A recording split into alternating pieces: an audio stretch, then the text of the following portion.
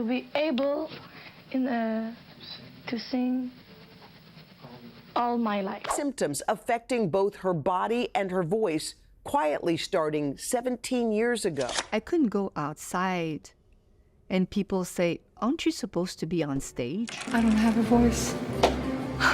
It's weird. It's closing, so I'm really having a hard time right now.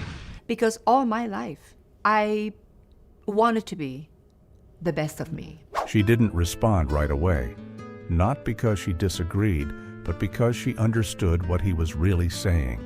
The room was quiet after that, not awkward, just still. And whatever passed between them in that moment was never meant for anyone else. If you care about the real stories behind the music, subscribe to RetroWaves. This channel is built for that.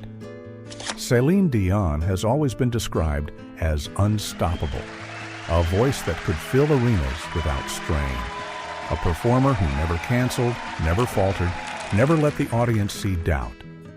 Even when her body begged for rest, she kept going. That image didn't come from nowhere. It was built carefully over decades. And once the world accepted it, stepping away became almost impossible. But there were moments, quiet ones, where that image didn't quite hold. Moments when people close to her noticed something wasn't right. Most of them never said a word. One person did. Not loudly, not publicly, and not in a way anyone would recognize at the time. Because the warning wasn't dramatic. It didn't sound like a warning at all. Robin Gibb had lived long enough to know how voices lie. Not the singers, the voices themselves. They can sound strong while breaking. They can soar while carrying damage no one wants to acknowledge. And they almost always fail after the applause fades. Robin understood that better than most. But that understanding didn't come from theory. It came from loss, from silence, from watching brilliance disappear while the world kept clapping. And when he spoke to Céline, he wasn't offering advice. He was recognizing something familiar. At that point in her life, Céline was still doing what she had always done. She showed up. She delivered. She pushed past discomfort without complaint. When asked how she was feeling, she smiled. When asked if she needed a break, she insisted she was fine. And technically, she wasn't lying. But that wasn't the part that stayed with Robin. What stayed with him was how she said it. Robin had spent most of his career watching people misunderstand strength. They thought strength meant endurance. They thought it meant silence. They thought it meant never admitting fear. He had believed that once too, until he watched his brothers pay the price for it, until he felt his own body push back in ways no one could see, until survival itself began to feel heavier than fame. By the time he crossed paths with Céline, Robin had stopped confusing performance with health. And that's why he noticed what others missed. Their interaction wasn't a meeting. It wasn't scheduled. It wasn't meant to matter. No cameras, no audience, no press. Just two artists in the same space. One still running, the other already slowing down. And somewhere in that exchange, Robin said something that landed differently than praise ever could. Céline didn't laugh it off. She didn't argue. She paused. That pause is important. Because Céline doesn't pause unless something hits close to the truth. For years, she would continue doing exactly what she had always done. Touring, recording, pushing through nights when her body felt unfamiliar. From the outside, nothing appeared to change. But internally, something shifted. Not visibly, not immediately. Just enough to linger, just enough to return years later, when everything finally stopped. Robin never followed up publicly. He never clarified what he meant. He never framed it as wisdom or warning. And Céline never repeated his words in full. She would reference the moment only in fragments, hints, carefully chosen phrases, always vague, always respectful, as if naming it outright would break something delicate. What makes this moment unsettling isn't what was said. It's when it started to make sense. Not then, not even years later, but now. Now that Céline's voice has become something the world speaks about in the past tense. Now that strength is no longer defined by how long she endured. now that silence has replaced sound. Only now does Robin's comments stop feeling casual and start feeling precise.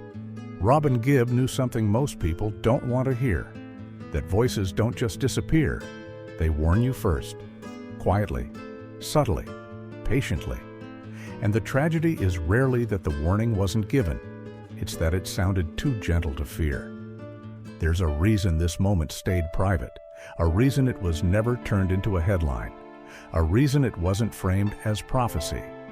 Because it wasn't about being right, it was about recognizing a path, one Robin had already walked. And once you've walked it, you can spot the signs in others without needing to explain them. Céline would later say that certain conversations stayed with her longer than she expected, not because they frightened her, but because they arrived before she was ready to understand them. At the time, she thought she still had control. She thought rest was optional. She thought discipline was enough. And for a while, she was right. Until she wasn't. The warning didn't change her direction overnight. That's not how these things work. It simply waited. And years later, when the stage lights went dark, it resurfaced with a clarity that was impossible to ignore. But that realization didn't happen all at once, and it didn't come without cost. Because the part no one talks about is this. By the time you understand the warning, the damage has already begun. And by the time the world notices, it's far too late to pretend nothing was wrong. Robin never lived to see how fully his words would echo, and Céline never spoke them aloud in full. But what passed between them wasn't advice, it was recognition. And that recognition would follow her quietly, right up until the moment everything changed. For a long time, Céline didn't revisit that moment, not because it wasn't important, but because there was nothing to do with it yet. Life kept moving, schedules filled themselves, expectations grew heavier, and as long as she could still sing, the warning remained abstract. Something thoughtful, something kind, something easy to set aside. But voices have a way of forcing the conversation eventually. Not with drama, not with collapse, just with resistance. It started subtly. Certain notes didn't respond the way they used to. Warm-ups took longer. Recovery didn't feel complete, even after rest. Nothing alarming, nothing worth mentioning. At least, that's how it looked from the outside. But Céline noticed the difference. She always had. What unsettled her wasn't the change itself. It was how familiar it felt.